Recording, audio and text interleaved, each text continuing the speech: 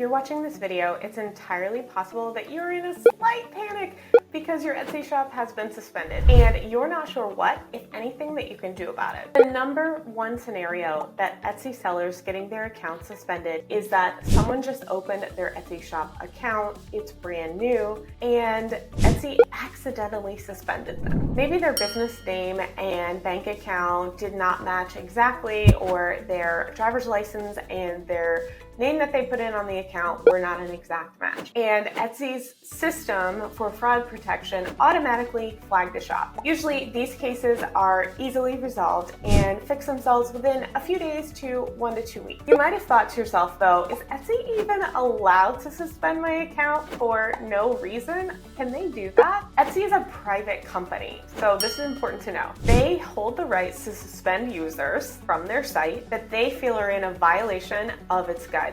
When you became an Etsy member, whether you were a customer or a shopper, you agreed to their terms of service and terms of use, which includes this policy. It includes all of Etsy's policies, such as the right to suspend your account. It's important to realize that Etsy does use some automated triggers, automated red flags, and bots to help check for things like spam accounts, hate speech, possible fraud, and copyright infringement. Because they want to cut down on potential issues that shoppers might have, it would be impossible for them to employ real-life people to constantly scroll through the Etsy website looking for these, so they do use some automations for this, which sometimes catches perfectly within terms of service Etsy sellers by surprise and accidentally shuts down their account. Obviously, it's frustrating if your account is the one being shut down, but it's actually a good thing that Etsy is using automations to keep the platform safer for its sellers and its buyers by automatically flagging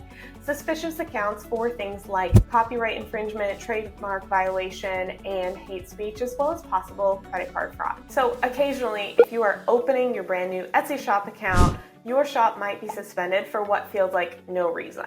Sometimes this is because your account looks like it's associated with another Etsy account that is suspended or permanently banned. A lot of people don't realize this, but it might be related to an account that Etsy believes is associated with you, even if that's incorrect. This happens a lot with people who are using public Wi-Fi or sharing a internet service and being on the same VPN with multiple other Etsy sellers. This can occur if you are logging into your shop in a public place like a coffee shop or at your workplace, or someone else with a suspended or banned Etsy shop is logging into your own IP address. Make sure that you are not using an IP address of any other Etsy sellers with a bad reputation. This is actually really important if you don't want to get shut down for no reason. One way to avoid this is to make sure that you don't allow anyone access to your Etsy account for any reason. Some people have hired virtual assistants or SEO experts or things like that they allow to log in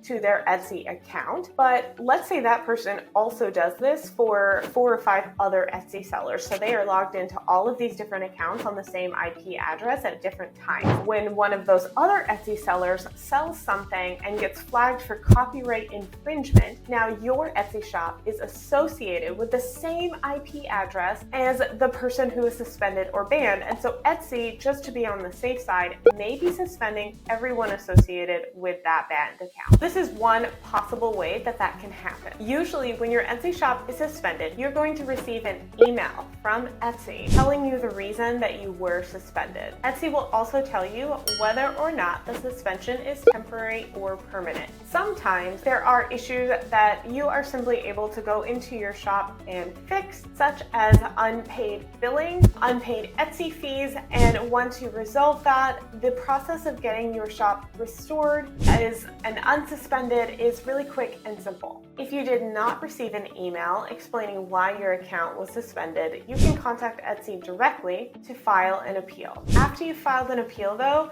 the decision to have your account reinstated is out of your hands. You will have an Etsy specialist who will take a look at your shop's history, like how many times your account has been suspended in the past, your customers, whether or not they've opened cases against your shop, how long you've been on Etsy, and they will offer a final decision via email to you. Etsy says it can take up to 2 weeks to make this final decision, but there have certainly been reports from other sellers that they have waited longer than this. Of course, even if you followed all follow the rules, you're still not guaranteed to get your account restored. And in some situations, the Etsy specialist might feel like it's in the customer's best interest not to reinstate your account. But this would require some very serious rule breaking on your part and probably a repeated history of rule breaking. Receiving a suspension notice from Etsy can certainly be very, very frustrating, but it's important to stay calm and take action to resolve the issue. I personally have only had my Etsy shop suspended one time, and it was because we updated the LLC info,